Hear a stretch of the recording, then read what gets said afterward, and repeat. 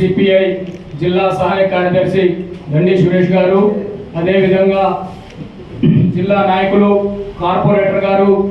climate గారు, అదేవిధంగా జిల్లా కార్యవర్గ సభ్యులు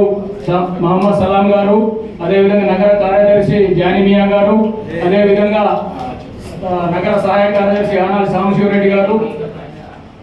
అదేవిధంగా జిల్లా కార్యవర్గ సభ్యులు మేకల శ్రీనివాసరావు గారు, నగర సహాయ కార్యదర్శి పగడాల మల్లేష్ గారు, అదేవిధంగా వన్ టౌన్ ఏరియా కార్యదర్శి వరద నరసింహరావు గారు,